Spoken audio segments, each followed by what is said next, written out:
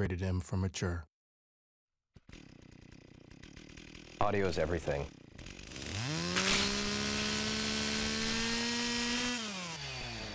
The sound of Gears 2 is crunchy. In one word, I'd say meaty. I talked to Mike Larson, who's the audio director on the project. I'm like, Mike, it's got to be crunchier. He's like, what does that even mean? I'm like, it just needs to have that crunch.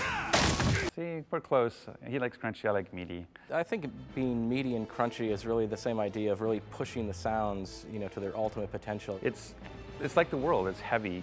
It's grounded. It's substantial. You can't have thick characters, big monsters, heavy environments, grounded environments, and have tinny, light sounds. They have to carry their own weight as well.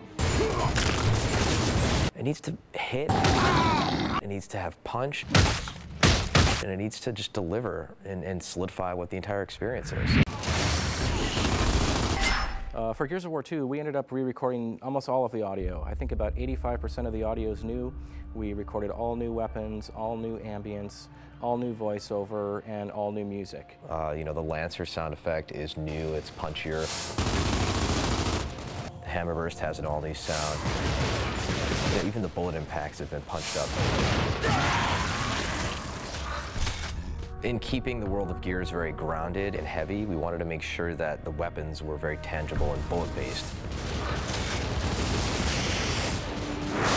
All of the source material is real guns, real explosives. You don't have to start dealing with that whole kind of Mars ray gun, woo, woo, woo, woo, woo, woo type audio. And that's one of the reasons Gears feels so good. It feels so real and tangible. A lot of the fun of a weapon is purely down to how it sounds. It's about that feedback mechanism, about the rumble in the controller, but that sound is what really sells it to you. It's a funny thing about Gatling guns is if you ask a person what their Gatling gun sound is, each person has a different one. So mine is like, but other people are like, and it's just a fun exercise to try with your friends sometime. It's great at parties, really. Well, the Gatling gun is one of those stories where Cliff really had a lot to do with it. There's certain sounds in the game where he really wants it a certain way. Mike Larson and I basically just went back and forth 5 or 6 times on the mulcher to try and get the perfect audio. It was never good enough. It was always like, no, it sounds too much like a drum, or it sounds too much like a card in the spoke of a bike wheel. It's a heavy gun. It needs to feel powerful. At the same time, you still need to hear all the bullet sounds kind of cycling in there. I put together 6 brand new Gatling gun sounds, and I asked Cliff to come down to my office. So he sat behind me, and he's like, okay, get ready to shoot. And I hit play, and he actually started acting like he was shooting it. Okay, it's heavy, and it's... He's like, no, that's not cool. He went to the next one, and just going like this. By the 3rd or 4th one, he's like, yes, that's it. And so he actually was imitating, the usage of it, to help him conceptualize, its sound within its context before it was actually put in the game. And that's how we ended up defining the final sound of the Gatling gun. Baby, this train runs on time! I love the voiceover recording process. It's one of the things that I feel kind of privileged that, as a producer, not a lot of producers get to do that. Oh yeah, fried grubs. The Locusts are actually voiced by, normal, regular voice actors, and they do really great monster voices. But what's amazing to me is that they have almost complete control over their phlegm in their throat. In addition to the vocal tonality, there's... it's really both disgusting and yet intriguing because the director can actually say, yeah, I just need a little bit more phlegm or a little less phlegm, and they can do this really strange, they just bring it out of nowhere and do this amazing stuff that basically sounds really cool. You don't even need processing, but when you're done, you pretty well want to throw up. Yeah!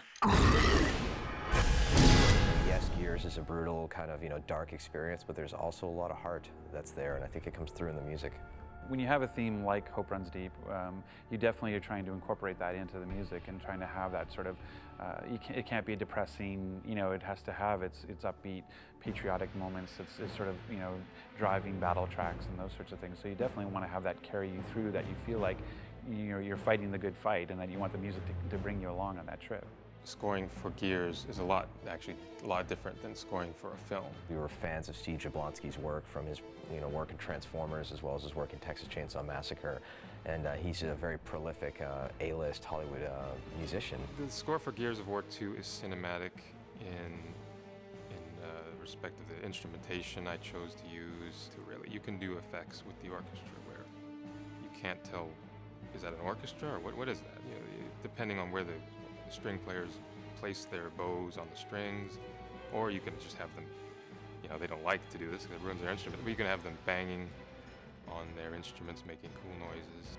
There's that whole factor when you get goosebumps that you can't force, you can't fake it. And once we had acquired some of the early tracks from Steve Jablonski, I put it in my little memory card, I put it in my car, I was driving home one day, you know, and wonderful afternoon, top down, game's looking great, feeling good, and the music started building to a crescendo.